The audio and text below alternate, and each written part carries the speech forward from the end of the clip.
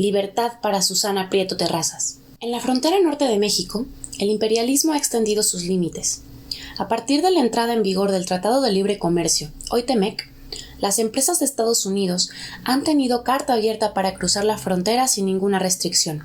Estas empresas instalan en México sus maquiladoras, la forma de explotación laboral favorita del imperialismo porque se realiza fuera de sus fronteras. Las empresas maquiladoras llevan a México sus fábricas desarmables, su tecnología, su maquinaria, su materia prima y sus líneas de producción.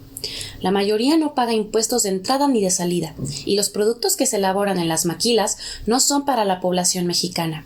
Es decir, esas empresas no dejan nada, pero necesitan a los trabajadores para producir. ¿Cuál es su único compromiso? Pagar salarios a las y los trabajadores. ¿Por qué prefieren hacerlo más allá de sus fronteras? Porque pueden pagar salarios ridículamente bajos. A las empresas transnacionales como Lexmark, Kongsberg, Electrolux, que tienen maquiladoras en la frontera norte, no les importa si el salario que pagan a una trabajadora mexicana le alcanza para vivir, porque no es una consumidora de sus productos. Las maquilas de la frontera norte superexplotan a trabajadores y trabajadoras, es decir, no les pagan ni siquiera lo necesario para sobrevivir, e incluso suspendieron los salarios en plena emergencia sanitaria por la pandemia COVID. Esta situación lleva a las y los trabajadores de la frontera norte a la precarización, pero a su vez, esto lleva a la organización. Desde 2019 se registró un incremento del movimiento obrero, con huelgas en fábricas y maquilas que dieron como resultado al Sindicato Nacional Independiente de Trabajadores de Industrias y Servicios, el único sindicato de lucha en la frontera norte, el único espacio que defiende trabajadores frente a las empresas transnacionales que actúan impunes. La abogada e impulsora del sindicato Susana Prieto Terrazas hoy está presa.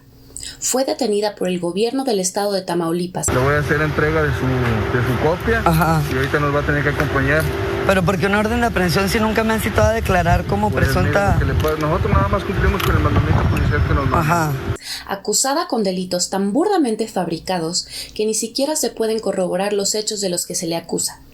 Es tan evidente que su detención es una fabricación que incluso el presidente de México tuvo que aceptar públicamente que el motivo es una revancha política. El trabajo de Susana Prieto, apoyando el Sindicato Nacional Independiente de Trabajadoras de Industrias y Servicios, ha logrado crear la única fuerza política que defiende los derechos de los trabajadores y planta cara frente a las empresas extranjeras que hacen de la frontera norte su patio trasero de ensamblaje y que no representan ningún beneficio para México porque ni siquiera los salarios que pagan son dignos. Eso no lo toleran las grandes empresas, que tienen el gobernador de Tamaulipas, Francisco Javier Cabeza de Vaca, a su fiel servidor. Por eso hoy Susana Prieto está presa sin ninguna justificación jurídica. La razón de su encarcelamiento es política.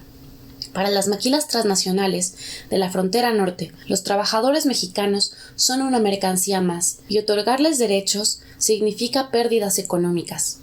El trabajo del sindicato y de Susana Prieto en defensa de los derechos laborales en la frontera norte es una importante resistencia a los efectos nocivos de la lógica imperialista con que opera la relación económica entre México y Estados Unidos. Llamamos a todas las organizaciones antiimperialistas a luchar por su libertad. Coordinador antiimperialista de Solidaridad con América Latina y el Caribe. Libertad para Susana Prieto Terrazas.